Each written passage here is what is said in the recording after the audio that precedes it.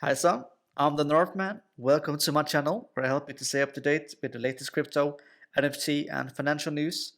For the record, you're getting this news from my perspective as an historian, a former banker, and an investor who's been in the crypto market since late 2017. Thank you for watching all of my videos, by the way. That is much appreciated. The last one I did was a bit unusual. It's much longer than what I like to do. But the reason why it was this long is because Ray Dalio is a great writer and he writes long topics on very complex things that I just wanted to share with you guys. Anyway, with all of that out of the way, let's get into today's video. There's an article by Cointelegraph and it says, "Whatever happened to EOS? Community shoots for unlikely comeback." EOS was the biggest ISO in history, but development did not live up to expectations. Now the community wants to take it back to the top 10. This article is written by Gillian Godsill, and it came out today. Whatever happened to EOS? After the biggest ISO in history, the former top 10 token is now languishing around number 53, with the community has since taken back control and is determined to restore the smart contract platform to its former glory. If you're a newcomer to the crypto industry, you may not even be familiar with the biggest ISO in history, which launched EOS. EOS began in June 2018 with great fanfare, an active community, and strong tech, led by Dan Larimer of Steemit and BitShares fame. There was a palpable area of excitement with the introduction of new tech, including the delegated proof-of-stake (DPoS) system and EOS worker proposals to fund projects that grew the ecosystem.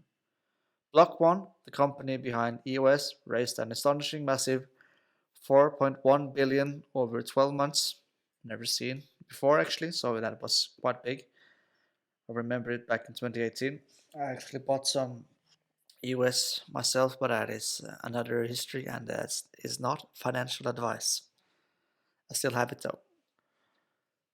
And then nothing much happened. The community waited and waited for the promises to be fulfilled. It was very disappointing when little or no one of those ideas came to fruition. You don't say. Douglas Horn, CEO of Goodblock, tells Magazine, "To be honest, I would say Block 1 did a deceitful ICO. Whether that was planned from the beginning or not, that's my personal assessment." There's a nice photo of this bloke. The exact reasons EOS didn't go anywhere are disputed, but development dried up and the community often felt left out.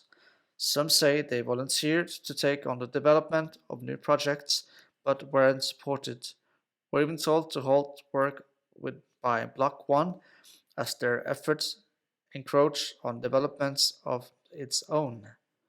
In other cases, microgiants were given on their proviso that no other funding would be used or could be used. Typically, those microgrants were not enough, and those mini projects also ran out of runway.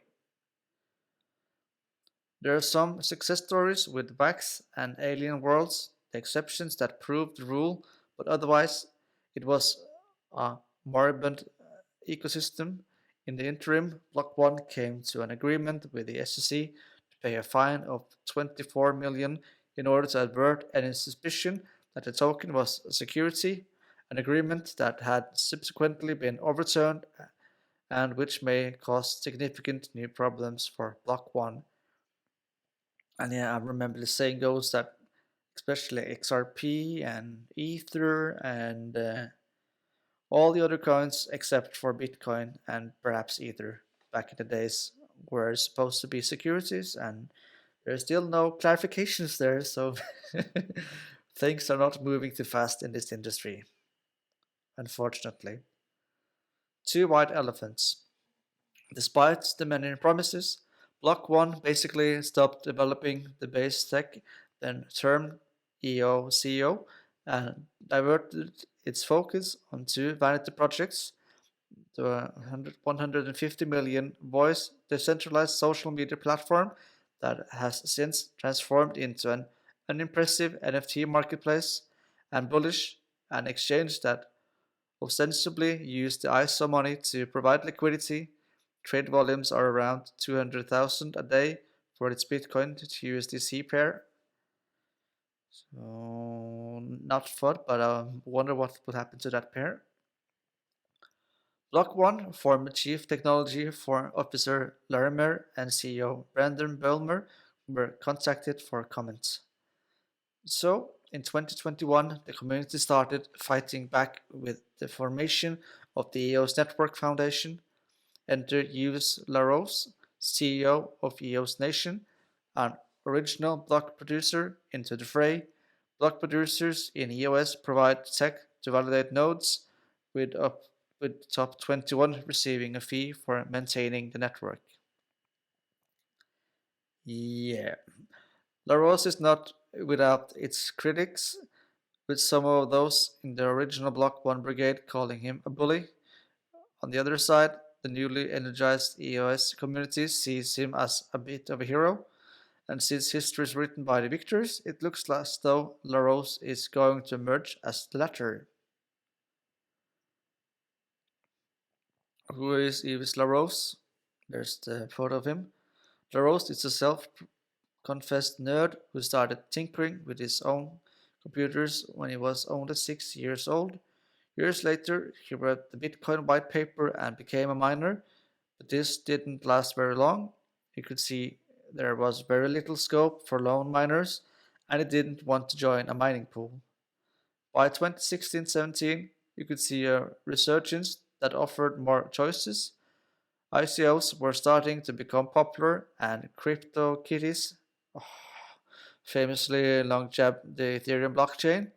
Larose also became aware of Larimer and was seriously impressed with his crypto record and the new tech he was building for EOS.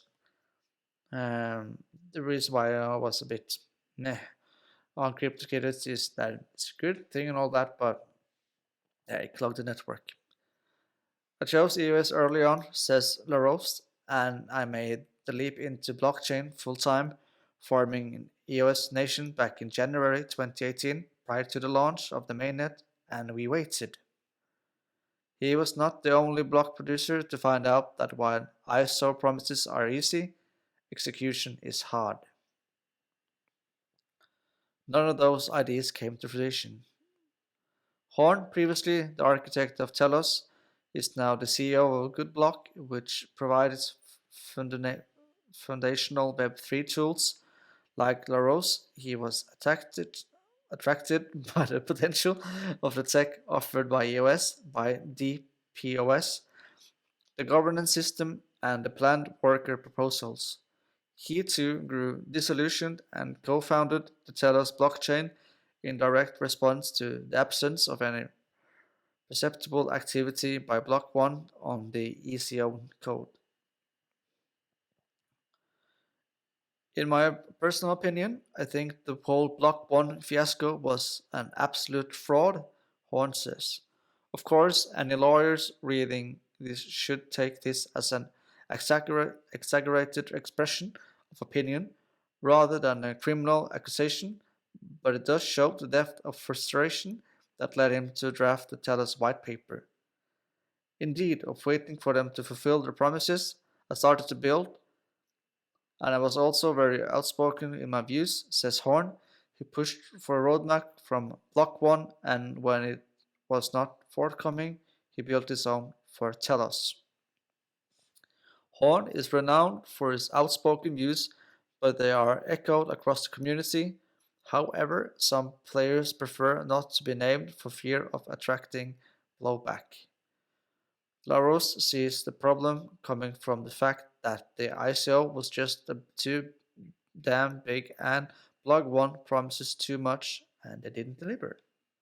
So I can understand why people were not too thrilled with this.